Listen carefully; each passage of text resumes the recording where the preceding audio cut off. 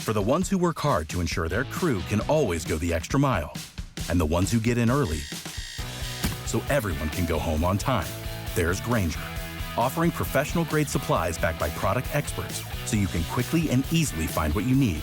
Plus, you can count on access to a committed team ready to go the extra mile for you. Call, click Grainger.com, or just stop by. Grainger, for the ones who get it done.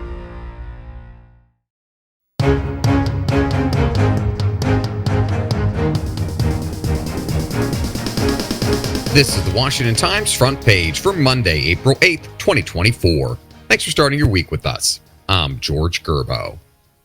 National security officials have mounted a full-court press to try to head off changes to the government's most important surveillance authority. Stephen Dinan and Kerry Pickett report Congress is racing toward an April 19th deadline for the expiration of Section 702 of the Foreign Intelligence Surveillance Act.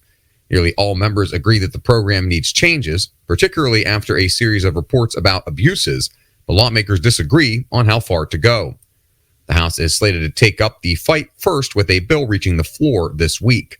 FBI Director Christopher Wray said the Bureau is open to tweaks, but can't accept major changes without losing some of the power that makes Section 702 the backbone of U.S. intelligence operations.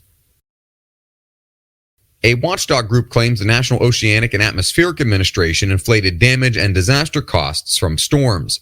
Susan Ferricchio reports the conservative-aligned group, Protect the Public's Trust, said a new study inflated damage and made inexplicable data calculations that didn't factor in obvious contributions to disaster costs. As an example, insured losses from wind damage and flooding from Hurricane Idalia last year totaled $310 million through mid-November. NOAA had estimated the storm caused losses of $3.6 billion, or about 12 times that number. The federal government is appealing a judge's ruling that found the Constitution allows some immigrants without documentation to possess guns. Stephen Dinan reports the Justice Department filed its notice of appeal Thursday.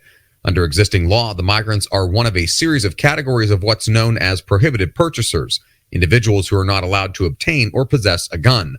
Among those also prohibited are those with intellectual disabilities, felons, drug users, and those dishonorably discharged from military service. The Supreme Court is currently deciding whether a prohibition on domestic violence suspects owning a gun is constitutional. Legal experts figure that ruling will shed light on the other challenges. The prohibition on U.S. and Western combat boots on the ground in the war between Russia and Ukraine is under fresh attack. While he fights to get a $60 billion Ukraine military aid package through Congress, Ben Wolfgang reports President Biden shows no signs of softening his self-imposed ban on U.S. forces entering the war. Keeping the door open to Western troops in Ukraine, however, is French President Emmanuel Macron. Macron called it an example of the kind of strategic ambiguity that could keep Russia guessing and perhaps pave the way to eventual peace. And finally, elections in South Korea this week are not just a fight for control of its legislature, but also a referendum on President Yoon Suk-yeol.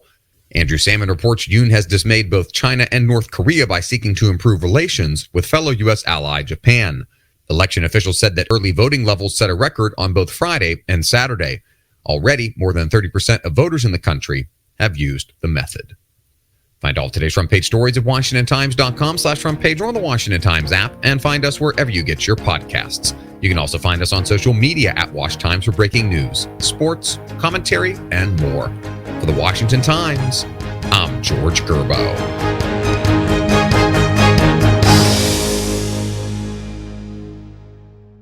If you're in business, you probably have a website, but can your site handle your growth? How many visitors before your site slows down or crashes? What about storage and data security? From web hosting to virtual servers, Pair Networks provides the online infrastructure you need to start, grow, and flourish. When it comes to security and updates, don't worry, we've got you covered. Our 24/7 US-based customer support is the best in the industry. No frustrating chatbots or sitting on hold for hours. Check out pair.com today to learn more. That's PAIR.com.